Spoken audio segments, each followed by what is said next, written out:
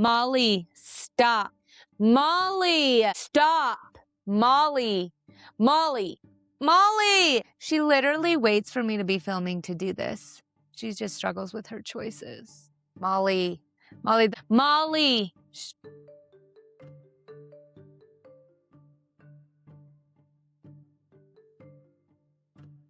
Hey everybody, welcome into Folklore and Flourish. You're here today on April 8th.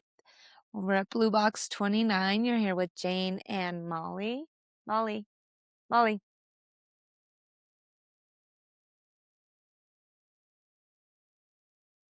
She says, welcome in. We've practiced all week on that. You're a good girl. Good girl. But yeah, you are here today, April 8th. It is a brand new week in April. So first and foremost, I forgot to mention this, but this week, April in our county, White Pine County in Nevada, April is Child Abuse Awareness Month. And I believe it's prevention, all of those things.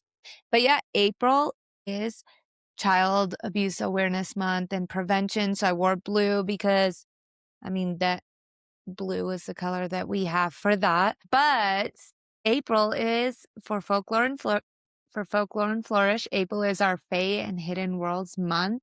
So we get to kind of embrace a little bit of those fun childlike memories almost in some of these things.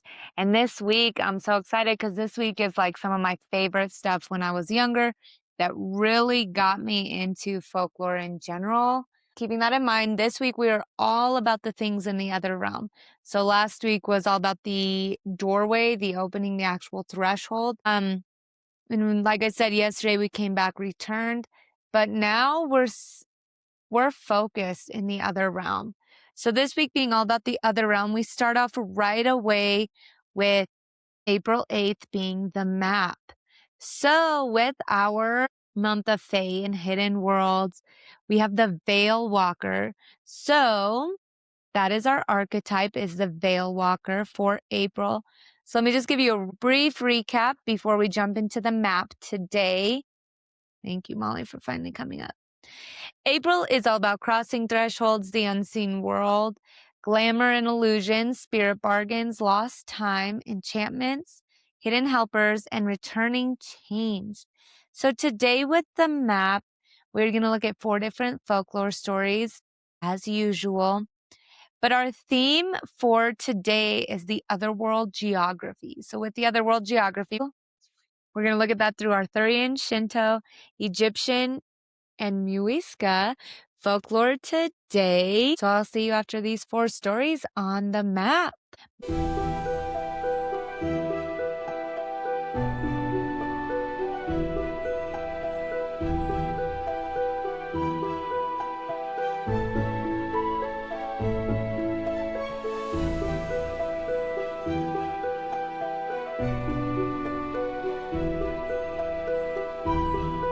Before we begin, I want to take a moment to honor the cultures behind the stories we are about to explore.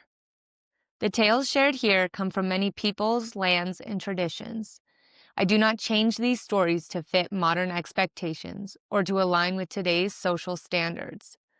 Instead, I present them as they were told, sometimes beautiful, sometimes harsh, sometimes challenging. We are not here to judge the past, but to understand it, to listen, to learn, and to honor the ancestors who carried these stories forward. We also share stories from various religious traditions. These are presented in their historical and spiritual context, with respect for their beliefs that they represent. Every culture deserves respect, context, and acknowledgement, and this space is dedicated to doing exactly that.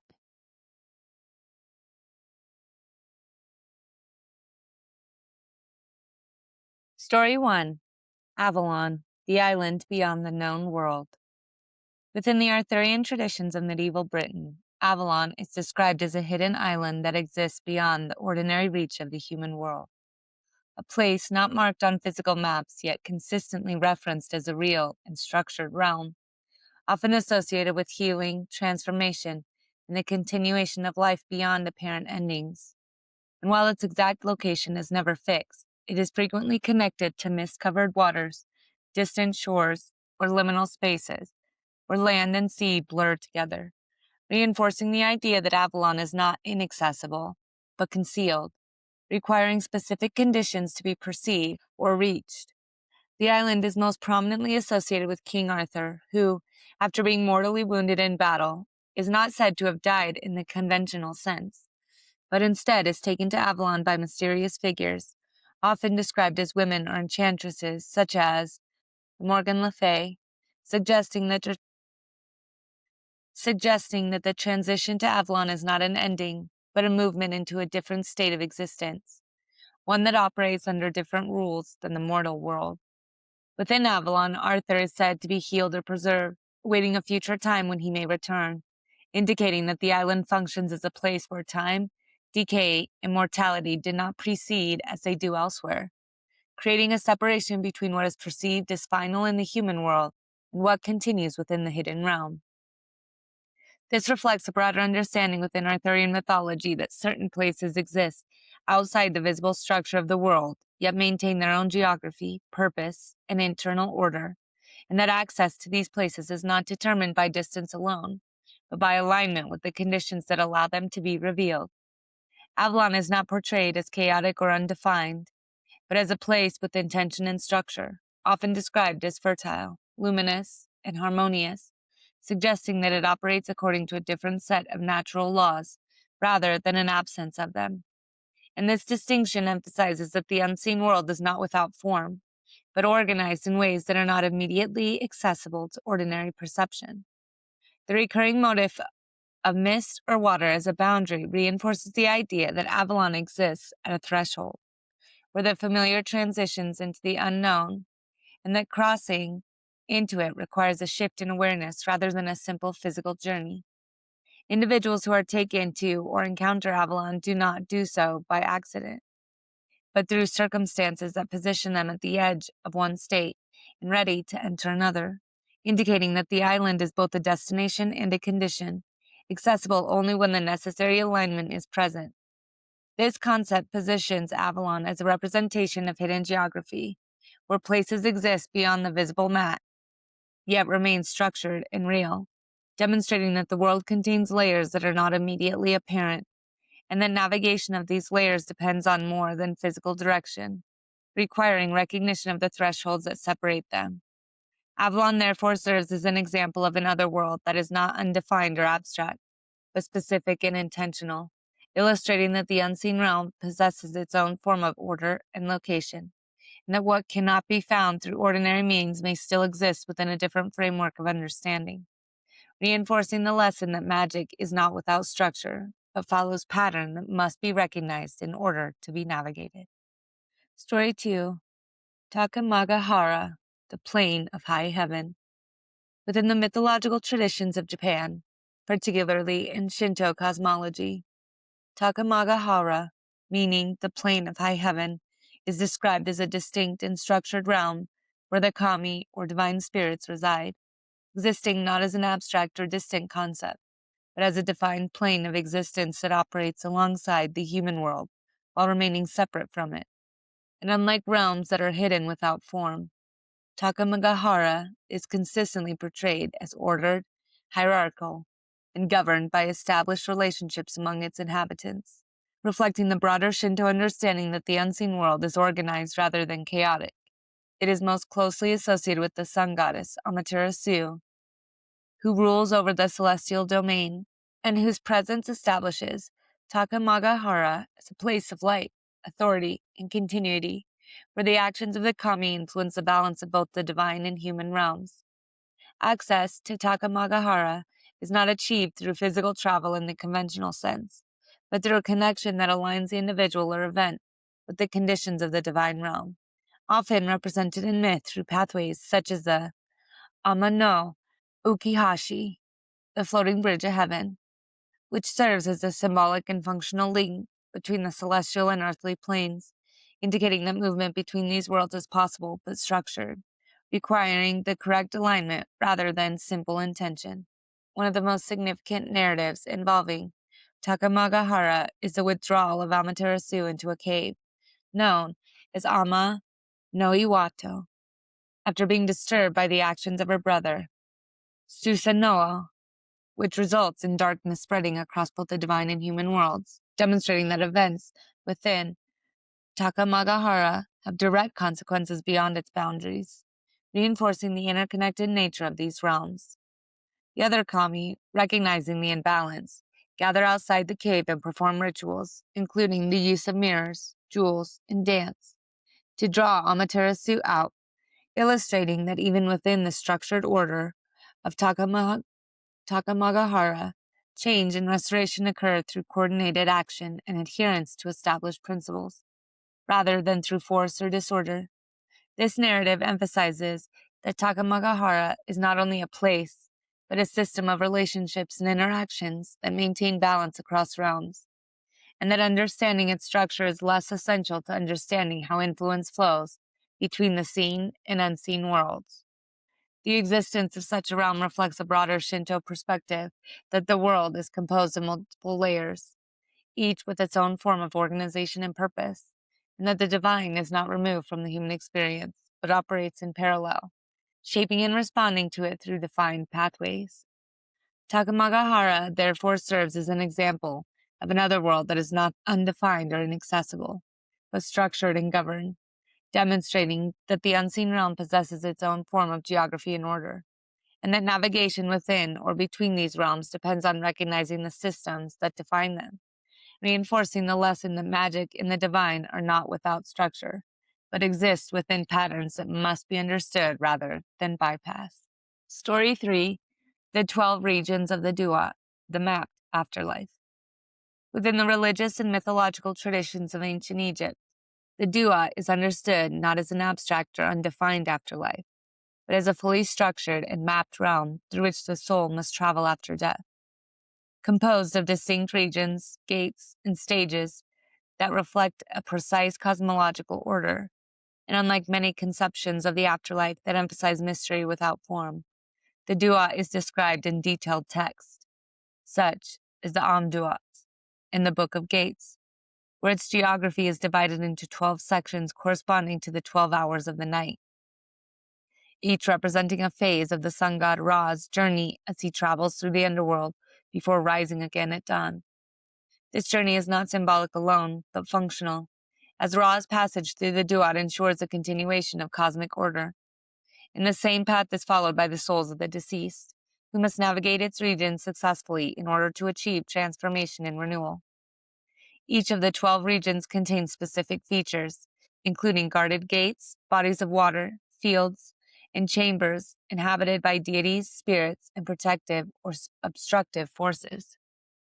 These areas are not interchangeable, but arranged in a sequence that must be followed, indicating that movement through the Duat is directional and governed by established pathways. Access through each stage often requires knowledge, such as the correct names of gatekeepers or the recitation of specific spells, reflecting the Egyptian belief that understanding the structure of the afterlife is essential for successful navigation, and that the journey is not determined by chance, but by preparation and alignment with Ma'at, the principle of truth, balance, and cosmic order. One of the central moments within the journey is the weighing of the heart, where the heart of the deceased is measured against the feather of Ma'at, determining whether the individual has lived in accordance with the order required to proceed, further reinforcing that the Duat is governed by rules and criteria that must be met. Throughout the journey, the soul encounters various challenges, including regions of darkness, fire, and transformation. But these are not random obstacles. Rather, they are integral components of the structure that guide the soul through stages of change, culminating in either successful passage into the field of reeds, a realm of continued existence, or failure, resulting in dissolution. The Duat, therefore, represents a comprehensible map of the unseen world, where geography, sequence, and knowledge intersect to form a navigable system, demonstrating that the afterlife is not a formless void, but an ordered landscape that reflects the same principles of structure and balance found in the living world. This understanding emphasizes that movement through the unseen requires more than intention, necessitating awareness of the pathways and conditions that define it, and that the presence of structure within the Duat serves to guide rather than obstruct, providing a framework through which transformation can occur.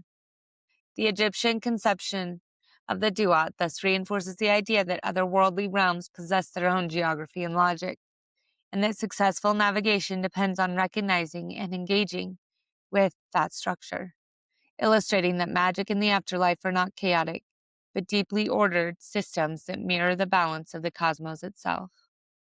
Story 4, El Dorado, the place that exists in belief. Within the traditions of the Muisca people of what is now Colombia, the origin of El Dorado does not begin as a city of gold. It is a ritual practice rooted in sacred geography, illustrating how a place can exist through meaning, ceremony, and belief, rather than fixed physical boundaries. And the earliest accounts describe a newly appointed ruler, or Zipa, who would undergo a ceremonial initiation at Lake Guatavita, where his body would be covered in gold dust, transforming him into a living representation of the sun. And he would then travel across the lake on a raft, accompanied by offerings of gold and precious objects, which were cast into the water as acts of devotion, returning material wealth to the spiritual realm.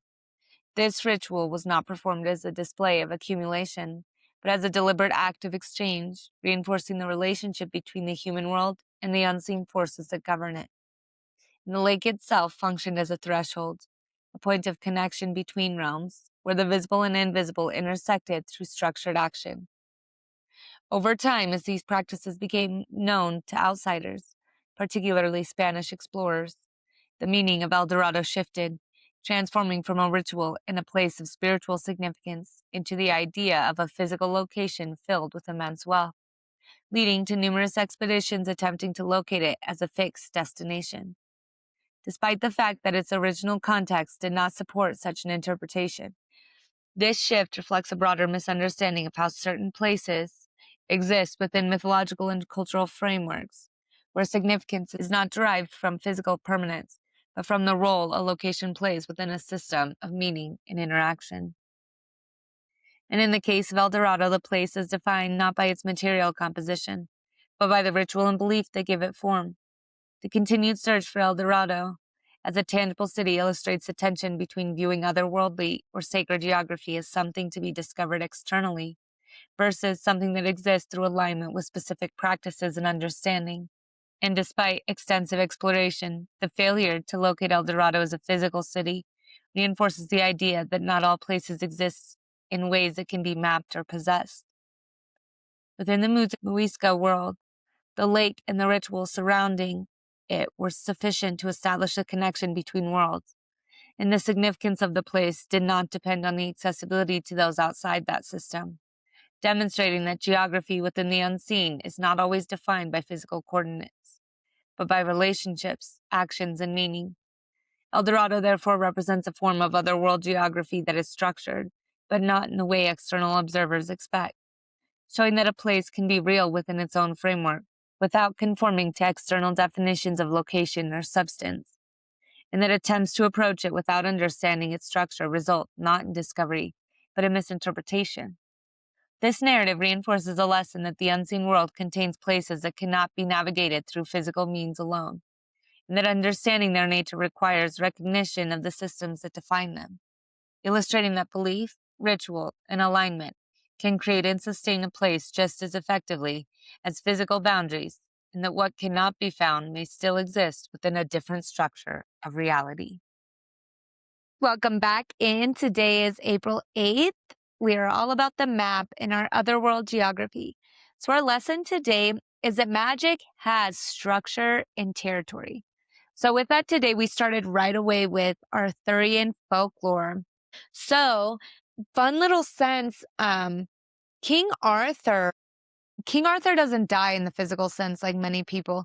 And this is a direct reflection, I think, of some biblical texts. No, I'm not saying King Arthur is the same as Elijah in the Bible, but within the Bible, we see a couple individuals that are taken to heaven before they suffered the physical death. God decides to take them up. Always forget the other one besides Elijah. I don't know why I always struggle to remember that one. But anyways, we see that here with King Arthur. King Arthur is taken to Avalon, and this is their sense of paradise, heaven. I used to always think of it as Iceland.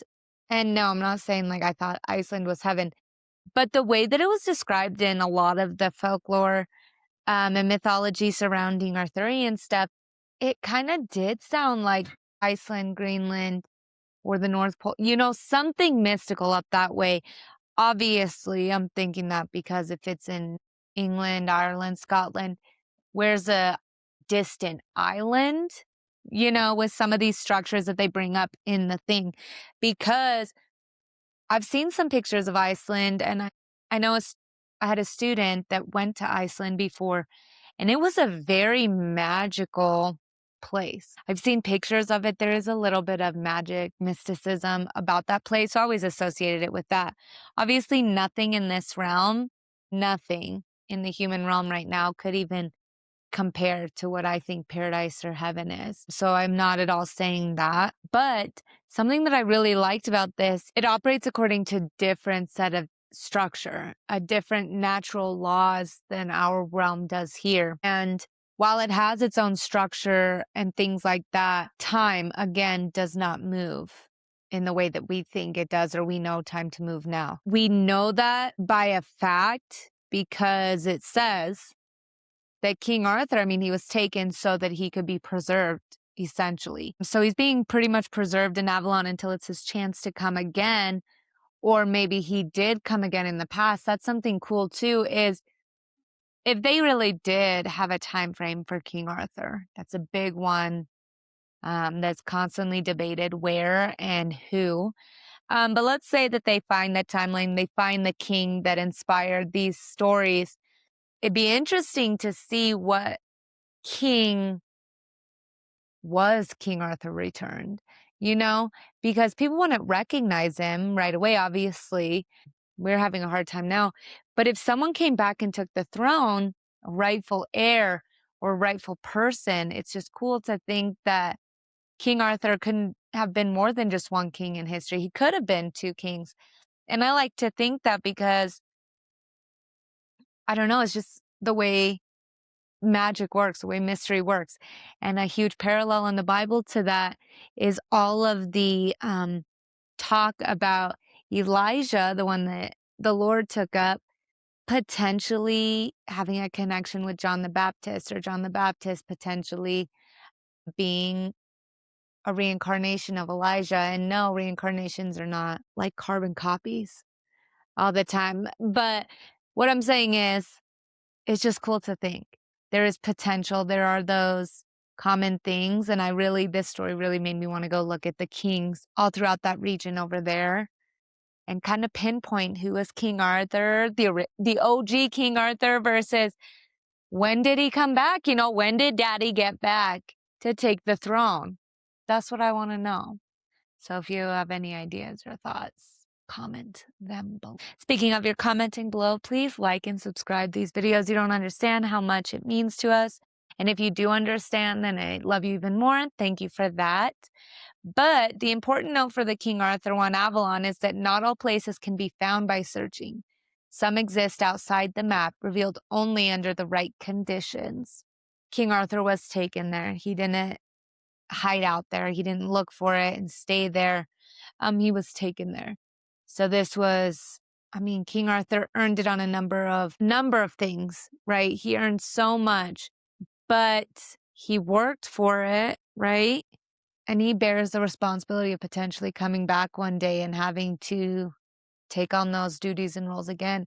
I think sometimes we think being a king would be easy, but I think it's an immense burden. I truly, truly do. But our second story, the Takamagahara, the plane of high heaven. Okay, so this is another one emphasizing that the unseen is not without order, right? So what exists beyond our perception, it has its own structures and laws. And I think that it's beautiful because it doesn't matter if we as humans get there or we stay there. We don't get to decide anything.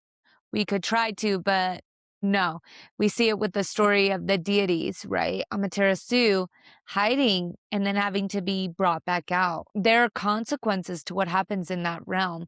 No, I do not believe that humans would bear the same ripple effect as these deities did, but it's not something to just mess around with either. That's what I think this story said quite a bit, is that so you have the kami there, so the divine spirits that are operating alongside the human world. But what happens there impacts the human world. It doesn't necessarily emphasize the other way around. Now, we do know that a lot of the belief system in the Shinto belief, and we've seen these throughout the stories, is harmony and balance. So we might assume, or we might imply, that there are some repercussions done in the human realm that would impact that. But I think that that's only if it's spiritual. In my mind, that's what I would think. Whereas anything that happens in Takamagahara, it's going to impact the human realm because it may be working parallel, but it's existentially more important. I mean, as crazy as it sounds, this is the only guarantee we have, is the world that we're living in now. But 100 years, right? 250, however many years someone lives, is nothing compared to eternity. And in all these different aspects, these unseen realms to human perception, they outlast everything here, right? So everything over there lasts because it can't be touched. And that's a huge part, is that even if humans are there, they manipulate, they do all of this, it's not their realm, right? So if they disrupt balance over there, there'll be huge consequences, but it's not particularly a place you'd want to be booted out of, right? Because what's the alternative? And our third one we've seen a couple times before, and within our pilgrimage book, I mean, part of our key dynamics of making our books is that we like to bring back to life old legends, okay? Old folklore in any way, shape, or form. That's why it's called the Legends Reborn Chronicles. But it's called the Pilgrimage, Snow White's Duat. We try to emphasize all three pieces that we have. Number one, the fairy tale. We chose Snow White for this one. Second, the mythology. We chose Egyptian for that. And then we chose, for our classic literature, the Pilgrim's Progress. And I love the Pilgrim's Progress to go with the Egyptian mythology because it has a map, right? And it doesn't make sense to the way things work here, because why would you go in all these different directions? It doesn't make sense. It does make sense. It's just not in our structure or format. So within our tale, we did 7. We did 7 stages, 7 trials, 7 regions of the Duat rather than the 12. But that's to manipulate a little bit more with our Snow White fairy tale. But I love that the Egyptian Duat, it tests you and challenges you in a number of different ways prior to your heart being weighed and judged. It almost is like the Egyptian mythology and the Duat itself, from what some of the things we've seen, is that it is trying to get you to make it. It's trying to get you to balance your scales. And yes, there's so many different ways of interpreting it where people may say, no, it's doing the exact opposite. My perspective of a lot of these texts that we've read is that the Duat gives you exactly what you need. It gives you the opportunity to show your true character. And there are some things that are in there that try and help you, some things that are obstacles that may be forces against you, but you can't hide from it, because in the Duat, it's your heart, your spirit, your soul that's going through these things. No use lying anymore. Bargaining, isn't going to do a whole bunch, right? We see that. And it's funny to see comedy bits when people are saying you can't take stuff with you. I mean, the Egyptians tried it and it didn't work. How do we know? Because it's physically still in our realm. Yeah, but how do we know it didn't go with them in that realm too? Or didn't magnify? Or they took it into the Duat, made a bargain for something, and now they're suffering the consequences because they tried to bargain their way rather than allowing their heart and their soul to be judged. truly. And it's just fun because I would love to think that if I passed away or anyone I love passed away, anyone in general, and they were given the opportunity to show their true character there, not manipulating, but if we were stripped of all the BS of the human realm and it was really our time to go, this is me, and it just is tailored to the things we have to cope with, because I do also believe that forgiving ourselves is one of the major things, if not the most major thing that gets us anywhere, paradise, heaven, whatever you want to call it, to the field of reeds. And so I would think that the Duat would test us in ways to have us forgive ourselves, see ourselves truly. Because whatever the higher beings are, whatever is out there that created us, they know us. They know us better than we know ourselves. So seeing a structure of the other world that's so ancient, going, there are trials and tests, and then we're going to weigh your heart. Well, what else would they possibly be trying to accomplish other than helping us balance our own hearts? One last time, the Hail Mary, right? I love the Egyptian dua. I love looking at the texts that have them, the ancient to the new ones, to children's books talking about them. I really love the Egyptian dua, and I mean, it shows. That's the first book that Mark and I published together, and it's the third book. Like I started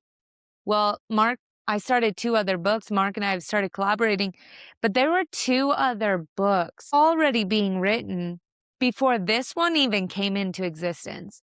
That's what's crazy, is that I just allowed myself to be fully consumed in it. And I was so excited to talk about the duo. And it's come up a couple times, but this one really, really emphasized what I was trying to say. Our last one, come here then. You can sit with me if you'd like. Okay, and our story for El Dorado. So the place that exists in belief.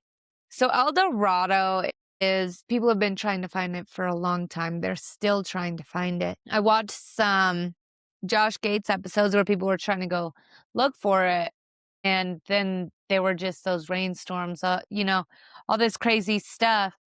But it was interesting that when they were starting to find stuff, it was like nature went, no, you don't get to.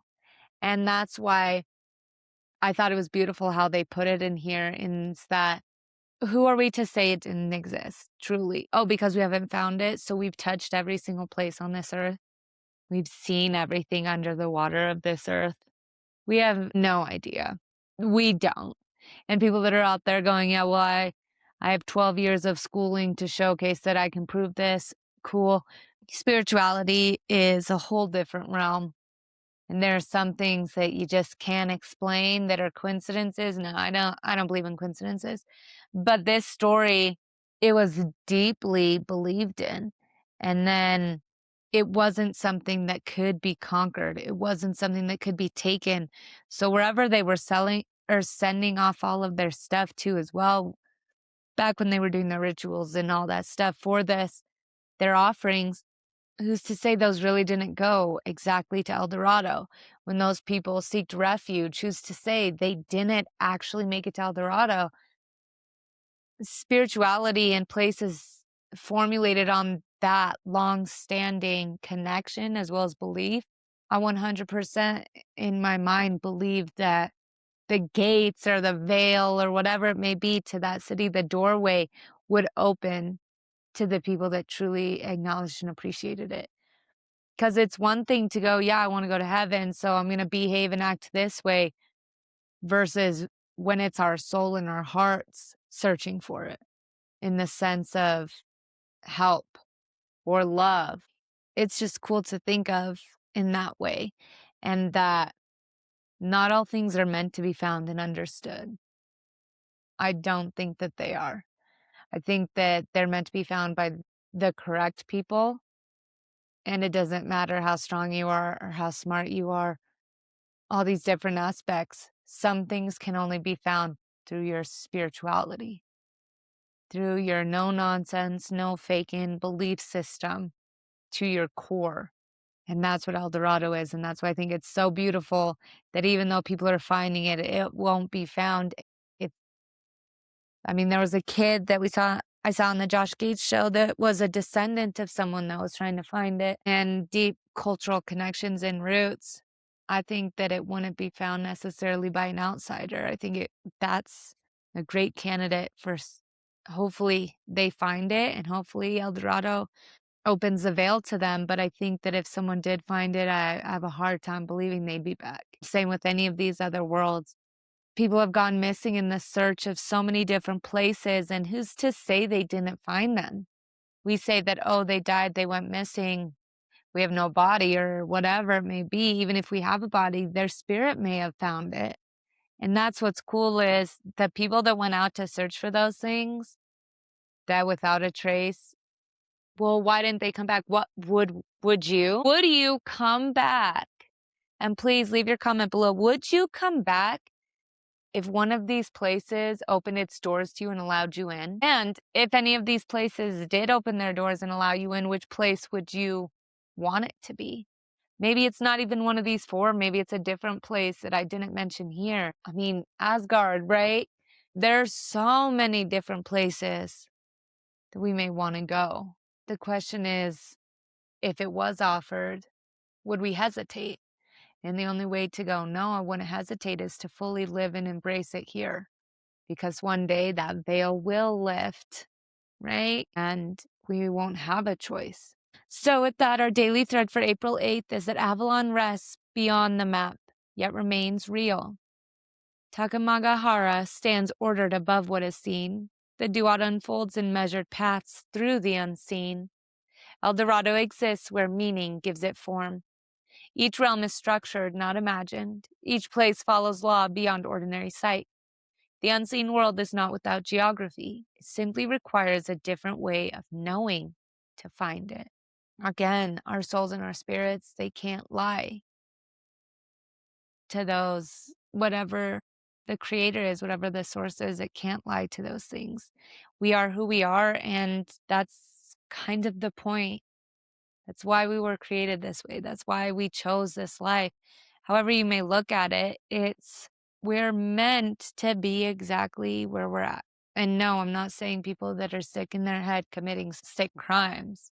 That's a whole different story. But I think that we all have our role to play in one way or another, in the grand scheme of things, in a good way, in a positive way. Sorry, I shouldn't use the words good or bad, but in a positive, beneficial, happy way, loving way. But with those four stories, and the map being the otherworld geography, and the lesson that magic has structure and territory, the question is, where does my heart believe a hidden world exists? So where does my heart believe a hidden world exists? Hidden doesn't mean imaginary. Hidden doesn't mean it's not real. Hidden means from our role here now as a human being, it's beyond our visual perception. Maybe you felt it, right? Maybe you've dreamed about it, but it's beyond the seen realm. So yeah, to any of these questions too, I'm really asking, please leave your answers below. Get engaged. I would love to comment and hear some of your responses.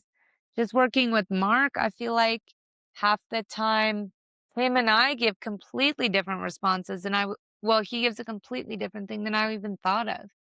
So yeah, I would love to hear your guys' thoughts and opinions. And today for our activity, we're going to draw an imaginary map of an invisible place without correcting or refining it. So draw a map. Allow yourself to brainstorm what that hidden world may look like to you. Or maybe you just create your own hidden world, but no erasers, no editing, just let it flow. Let it flow through you. And I'm going to leave you with the final thought to trust your inner sense of orientation, even when no physical landmarks appear. Trust yourself. When you hear something, there are all these different signs. We constantly talk about signs. Trust your inner senses. And with that, I'm not saying do anything in a crazy way where you're going to hurt yourself or put yourself in harm's way. No. But you know what I'm saying. You know what I mean. But with that in mind, that is our April 8th. And we are officially in the other realm, focusing on the things within there. And I'm very excited because tomorrow we get to look at 4 different types of creatures. So come back in tomorrow to see the creatures, and I hope you enjoyed the map of those 4 places today. So just keep that in mind. Draw your imaginary map and think about, where does my heart believe a hidden world exists? And with that, I'll see you guys tomorrow. Bye.